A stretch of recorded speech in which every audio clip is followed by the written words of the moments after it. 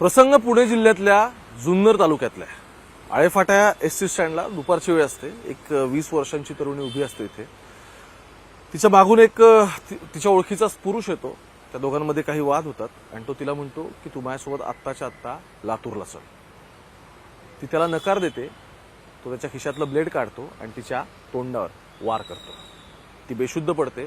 त्यानंतर हॉस्पिटलमध्ये जसं तिला नेण्यात येतं त्यानंतर उठून ती जबाब देते, जो FIR मध्ये आता मी सोबत आणलेला आहे। आणि महत्त्वाचं काय तर आजच्या पुणे मेट्रोची स्टोरी ही भर एसटी स्टँडवरती ब्लेडने वार करून एका संपलेल्या प्रेमाच्या नात्याची आहे। आणि ते प्रेमाचं नातं मी याच्यासाठी म्हणतोय की कलाकेंद्रावर झालेली भेट, त्यानंतर झालेली 2 मुलं, लिव्ह इन रिलेशनशिप, अशा सगळ्यापासून नातं संपलं कुठे तर एसटी स्टँडवरती ब्लेडने वार केल्यानंतर। काय नक्की घडले पुण्यामध्ये या सगळ्या प्रकरणाची FIR सुरुवातीला ज्यावेळी मी पोलीस अधिकाऱ्यांशी बोललो इथं DYSPशी, त्यावेळी हे प्रकरण आणखी काहीतरी वेगळं दिसत होतं। पण हॉस्पिटलमधून शुद्धीत आल्यानंतर त्या व्हिक्टीम मुलीने जेव्हा या सगळ्या प्रकरणात, बरं शी इज जस्ट 20 years old ना, 20 वर्षांची जी आहे, तिला ऑलरेडी 2 मुलं आहेत, तिने ज्यावेळी शुद्धीत आल्यानंतर जबाब दिला त्या जबाबामध्ये आणखी गोष्टी क्लिअर झाल्या आणि मग ह्या सगळ्या नातेसंबंधांचा उलगडा पण झाला आणि त्यानंतर समोर आली ती ही माझ्या हातातले डॉक्युमेंट्स। नमस्कार, मी ओमकार। पुणे मेट्रो या आपल्या मुंबई तकच्या खास शोमध्ये जो दररोज सोमवार ते शुक्रवार म्हणजे मंडे टू फ्रायडे हा दररोज रात्री 10 वाजता मुंबई तकवरती तुम्हाला बघता येईल। त्यामध्ये तुमच्या सगळ्यांचं स्वागत। तरुणीच्या अर्थात डिटेल्स मला रिव्हील करता येणार नाहीत, त्यामुळे तिची आयडेंटिटी डिस्क्लोज होईल अशा कोणत्याही गोष्टी मला यामुळे तुम्हाला सांगता येणार नाही। त्यामुळे तिचं नाव तर मी आता बोलू शकत नाही। 20 वर्षांची तरुणी ही मूळची जर आपण बघितलं तर ती मूळची लातूरचीच आहे। ती आता जुन्नर तालुक्यामध्ये राहते। ती म्हणते की ज्यावेळी हॉस्पिटल म्हणजे आळेफाटाच्या हॉस्पिटलमध्ये ती ॲडमिट होती त्यानंतर पूर्ण वेळ त्यानंतर मी जेव्हा शुद्धीवर आली तेव्हा मी हा जबाब देते, कारण तिच्यावरती जेव्हा ब्लेड निवार झाले त्यानंतर ती शी फेंटेड, चक्कर आली तिला, ती पडली, घाबरली या सगळ्यामुळे।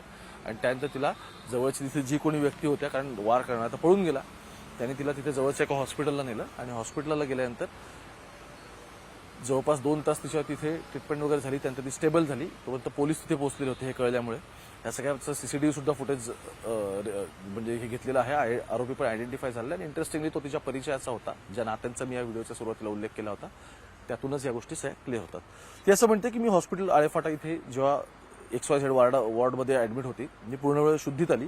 शुद्धीत आल्यानंतर जेव्हा पोलीस आले तेव्हा मी या सगळ्या प्रकरणात जबाब दिला। मग जबाबमध्ये ती असं म्हणते मी गेल्या 1 महिन्यांपासून XYZ एक तिथे कला केंद्र आहे, तर इथे या कला केंद्रामध्ये नृत्यांगना म्हणून मी काम करते। संबंधित कला केंद्र या XYZ व्यक्तीचं आहे, ठीक आहे। त्यानंतर बरं, मी ही नावं यासाठी घेत नाही आता की व्हिक्टीमच्या जवळ जाणाऱ्या गोष्टी सगळ्यातून घडू शकतील, म्हणून जो आरोपी आहे त्याचं नाव मी घेईनच। त्यानंतर ते म्हणतात की XYZ या व्यक्तीचं आहे। मी लातूरला इथे असताना माझ्या ओळखीचा मुलगा नागेश थोरात, जो रेणापूर तालुक्यातला आहे आणि लातूरचा आहे, हाच ह्यातला सगळ्यातला आरोपी पण आहे ज्याने वार केलेत ते, तर याच्यासोबत मी लिव्ह इन रिलेशनशिपमध्ये होते असं ती म्हणते। त्यासोबत मी होते आणि त्यानंतर मग असं ती म्हणते की त्यानंतर मला 2 मुलं झाली, एक हे झाली आणि ती दोन्ही मुलं माझ्यासोबतच राहतात। मग त्यानंतर त्याला तर व्यसन होतं दारूचं प्रचंड, आणि त्यामुळे व्यसन असल्यामुळे मी तिकडे ते सगळं सोडलं आणि मी निघून आले। निघून कुठे आली? जुन्नर तालुक्यामध्ये ती आली एका कला केंद्रात नाचायला। मेच्या एंडचा म्हणजे ती म्हणते की संध्याकाळची 6ची वेळ होती। तो जो इथला आरोपी आहे थोरात, तो तिकडून लातूरवर इकडं नारायणगावला आला आणि मला भेटण्यासाठी तो आला आणि माझ्या कला केंद्रामध्ये आला। कला केंद्रामध्ये आल्यानंतर त्याने त्या दिवशी रात्री मुक्काम केला।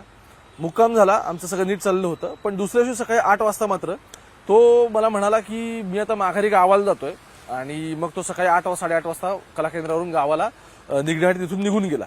त्यानंतर मी सामान घेण्यासाठी माझी एक मैत्रिणी सोबतची, तिच्यासोबत मी आली होती आळेफाट्यापाशी, तर आता तिथे आली होती। मग त्यानंतर आम्ही त्यावेळी 2घी जणी तिथे आलो। त्यानंतर आम्ही सकाळी लवकर आलो, त्यामुळे आम्ही नाश्ता वगैरे पण केला आळेफाट्याला।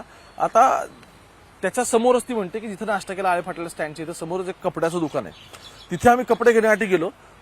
साधारण हा आरोपी जाऊन एक अर्धा पाऊण तास झालेला होता। आता आम्ही दोघे तिकडे कपडे घ्यायला गेलो, त्यानंतर ती म्हणते 9 वगैरे साधारण वाजलेले होते। त्यावेळी याने मला तिथे पाहिलं आणि तो त्या दुकानात आला कपड्याच्या। कपड्याच्या दुकानात तो आला आणि त्याने असं मला म्हटलं की तू माझ्यावर आता लातूरला चल, आपण तिकडे राहू. त्यावेळी मी नाही म्हटले. मी नाही म्हटल्यानंतर त्याने माझ्यासोबत तिथे भांडणं करायला सुरुवात केली. आता हा सगळा तमाशा इथे सुरू असताना कपड्याच्या दुकानाच्या इथे, बरं ज्या कपड्याच्या दुकानाच्या इथे झाला त्या दुकानदाराचा जबाब पण पोलिसांनी नोंद केलेला आहे की एक्झॅक्टली काय आवाज तिथे झाला. तिथलं बाहेरचं सीसीटीव्ही पण त्यांनी सीज केलं. ती म्हणते की मी नकार दिला, त्यांनी तिथे हुज्जत घालायला सुरुवात केली. आता हुज्जत घालायला त्याने सुरुवात केली तर त्याचं असं म्हणणं होतं की तू आता काही कर, मला तू काय, बरं रात्री सगळं नीट होतं तिचं असं म्हणणं आहे. सकाळी मला माहित नाही त्याला असं काय झालं काय नाही. मे बी त्यांच्यामध्ये आणखी काही बोलणं पण झालेलं असू शकतं. पोलीस त्याची क्रॉस व्हेरिफिकेशन आता करतायत. सो तो ती म्हणते की त्याने मला सांगितलं की तू लातूरला चल, आता इथे काय तू राहू नको, आपण तिकडेच राहू. मग त्याने विरोध केला, तिने त्याला विरोध केला. ते केल्यानंतर काय झालं, त्याने त्याच्या हातातलं ब्लेड, त्याकडे ब्लेड होतं ते काढलं आणि तिच्या उजव्या गालावरती मारलं 2 वेळा. इतकंच नाही, रक्त यायला लागलं, ती मागे सरकली तोपर्यंत परत डाव्या गालावरती त्याने आणखी एक तिला कानाखाली लावून दिली आणि त्यानंतर तो तिथून पळून गेला.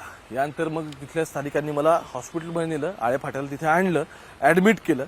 आणि त्यामुळे मी या आरोपी विरोधात, जो नागेश थोरात आहे, याच्या विरोधात मी आता तक्रार देते आणि हा जबाब माझा पोलिसांकडे नोंदवते. पोलिसांनी संबंधित आरोपीला, जेव्हा तो रस्त्यातून पळून जात होता तेव्हा त्याने कोणती गाडी पकडली पोलिसांना माहिती होतं, त्यामुळे तिथूनच पोलिसांनी त्याला उचललं, त्याला अटक केलंय.